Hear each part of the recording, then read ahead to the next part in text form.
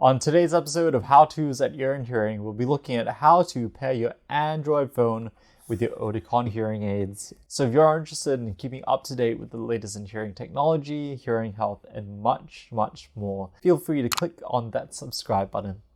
So the first thing we want to be doing on your hearing aids is to take out the battery door and pop them back in. Do this on both sides.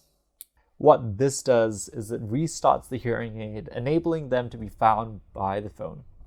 If you have one of the newer hearing aids which are rechargeable, it's the same operation, you just have to put them inside the charger and take them back out.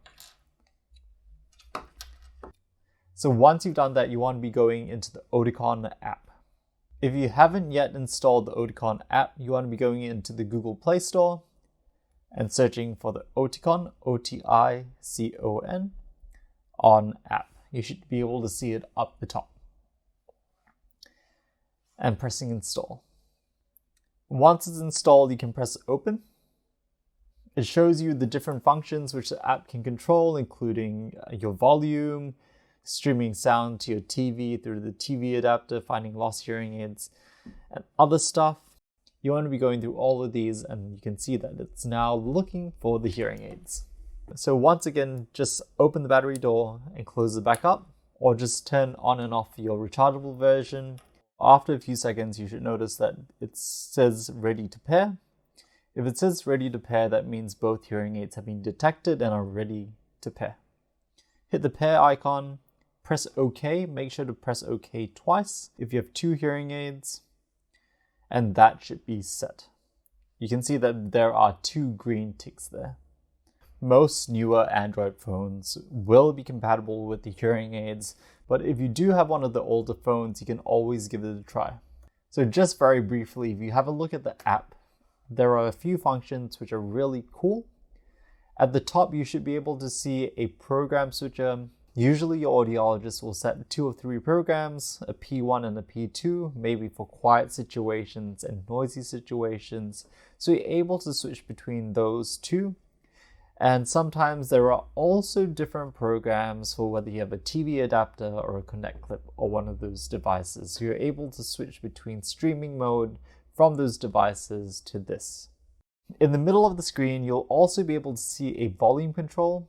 So automatically it'll be set to 0, but if you want slightly more volume, for example, if somebody's speaking really, really quietly, you can always bump it up to 1, 2, even 3 at times. And if you're in a really noisy situation, you may want to drop down the volume just a bit.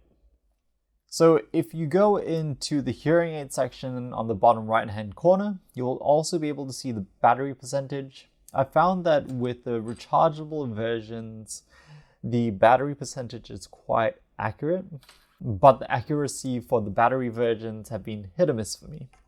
If you want more information about the Oticon app, its features and functions, please feel free to click on the first link in the description where I go through the full app and how to get the best out of your hearing aids through the app.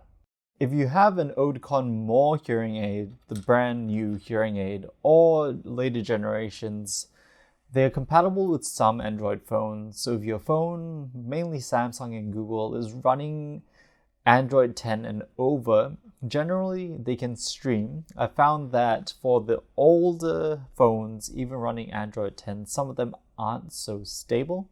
But I'm currently using a Samsung Galaxy S20 and it's been really stable and really great for streaming.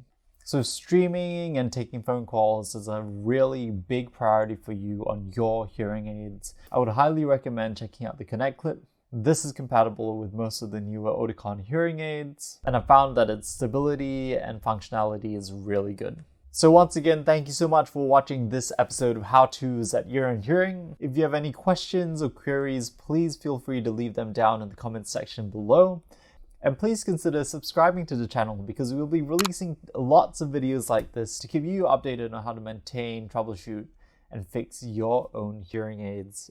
So thank you so much for watching this episode, and I'll see you on the next one.